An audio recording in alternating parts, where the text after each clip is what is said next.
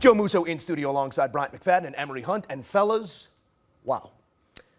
These two teams, in their last two matchups, have given us a couple games that you got to go back and watch again because so much happens in them. We're going to work backwards here. The Bears are offered an opportunity on a rainy night by Jaden Daniels, but they take that opportunity. What did you see on that final drive by Chicago, Mac? Well, before we talk about the offensive drive, let's give the defense their praise and their just due. The entire night, they fought. When there were mishaps on the offensive side in terms of penalty and just not executing, the defense were coming on the football field, finding a way. That's what you want to see if you're a Chicago Bears fan, because it's all about defense. You start the conversation regarding that organization about the defense. Monsters of the Midway is what they were built on. That's the name. Now they're trying to implement that style of play once again. 13 points off of turnovers offensively. Those turnovers that were created by the Chicago Bears in a moment where the game was locked and loaded for Washington to seal the deal. They forced a turnover. Whatever you want to say about how it happened, they created a turnover. They got the ball back to Caleb Williams, and he was able to do what he was called to do, which is lead to a game-winning field goal. I love the point you make there about the defense, because we saw this defense struggle in the middle of this game, sort of dominated, a couple early takeaways. Then things started to open up for Jaden Daniels, but it's a group that in the past has let go of the rope. In this building, and then in every game that followed that a season ago, Emory, they're being coached differently. Are you seeing a growing belief in that group to stay in the fight? Yes, and we bring this up every time we talk about offensive football and how coaches say, hey, today we're going to run the football. Like, no, you're not, coach. That's a mentality that starts back in December, starts in winter workouts. And when you're saying, hey, we're going to be a team that plays aggressive and turn the ball over, you could tell that mindset started in the spring with the Chicago Bears under Dennis Allen, because they have been turning the ball over the last 2 weeks. And this is the third week we've seen them turn the ball over, which has resulted in wins for the Chicago Bears. So it's a mindset, it's in their DNA, and it's been preached from April to now. And that's why when they got down, when they gave up some touchdowns, they went right back out there. They already knew what the plan was. Hey, we got to get the ball back for our offense. And because it's already in their DNA, they had no problems. And yes, it wasn't a forced turnover, but they fell on the ball. Yeah. How many times we talk about offensive teams fumbling the football and they can't find the football and they get the ball back, right? The Bears find the football. They find a way to make plays. A play don't care who makes it. It just wants to be made, and the Bears defense did what it needed to do to get the ball back. And one thing about turnovers, guys, they come in bunches and they're contagious.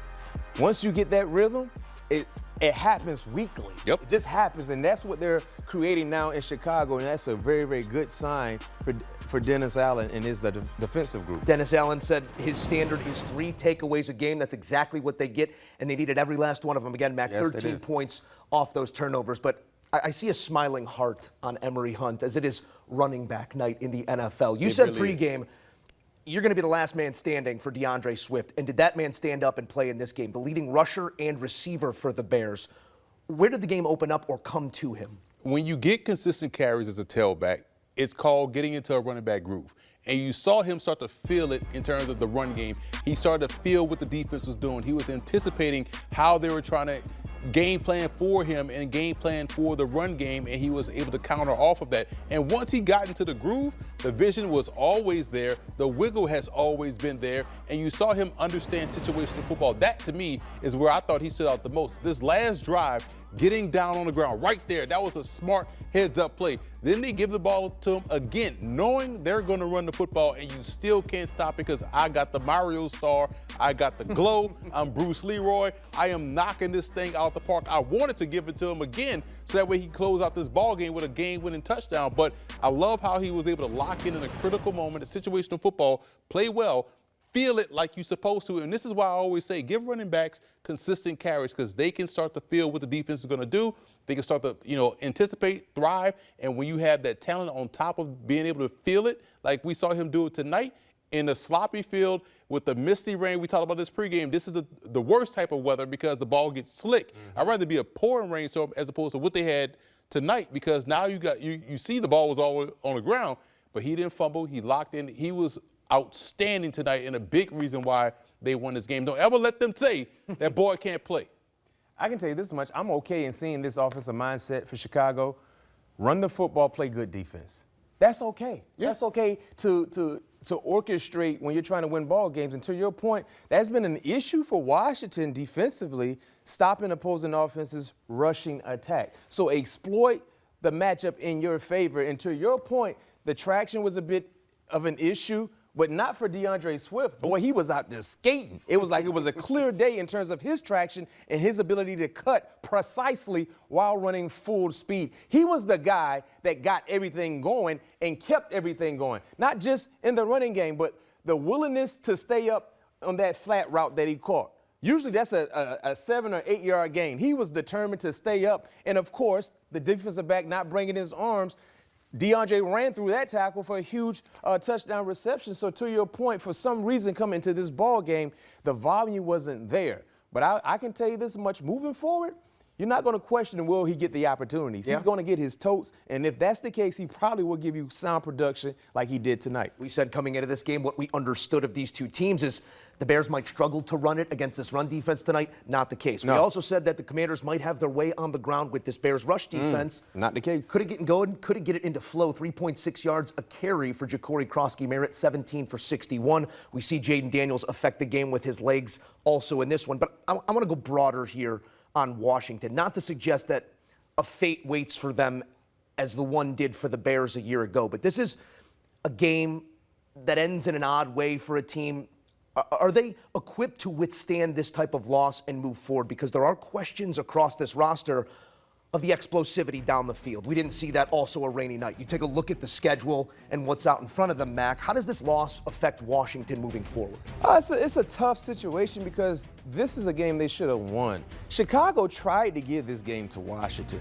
When you talk about the penalties, 9 penalties for almost 90 yards. I'd love to do an audit on those penalties. We're not going to waste any time. The red zone woes, settling for field goals. When you talk about the special teams miscue, this game was set up for Washington to win, but just the sloppy nature that they played with allowed Chicago to do what they did. Yeah. And hats off for Chicago for creating those said opportunities. But now, moving forward for Washington, when you look at the neighborhood action, and when I reference the neighborhood action, that's the divisional action that they're in the midst of. You look at the New York Giants. If you're a New York Giants fan and you watch Washington tonight, you already seen what has been happening with Philly and Dallas. You like your chances. Heck, even if you're the Dallas Cowboys, we know you don't play any defense, but because of your offense, you like your chances. And I'll say this is the second week in October, something I never thought I would say. He's got that on his watch. And the second week in October, the entire NFC East is wide open. Yeah. Yep. It's wide open. Mm-hmm. Really, it is. And it's hard to say when you look at the first 4 weeks of the season with Philly and how well they were playing, even though there were some struggles. When you talk about the Dallas Cowboys, the inability to stop anybody, and then you talked about Washington. But when you look at what is happening now, the entire NFC East is wide open. So that's what this loss did for Washington. Every other fan of the team in the NFC East believe they got a fighting chance, even if you're the Dallas Cowboys. And guess what? This upcoming week, guess who plays each other? The Dallas Cowboys and the Washington Commanders. So if you're Dallas, you have an opportunity to correct all of the wrong that took place in Charlotte if you find a way to kick some more dirt on the Commanders. And that's when the getting is good. Yes, Everybody sir. with a chance Divisional in the football. East. In the NFC North, all are above 500 as we head to Week 7. The Chicago Bears tallying back-to-back road wins, Mac, for the first time since 2020. Weeks 15 and 16, 2020? a half-decade ago, the last time the Chicago Bears won back-to-back. 19. Chicago won this game in 2003 the same way. Paul Ettinger, 45 yards. Shout out to Paul Ettinger. Well, Paul Ettinger to Jake Moody, a mercenary winner here as he supports his quarterback, Caleb Williams, driving the team down the field, making just enough plays. Consecutive games with 200 and a passing touchdown. Had one with the legs as well. Williams outside of Eric Kramer. and the Bears above 500. Good names on that graphic.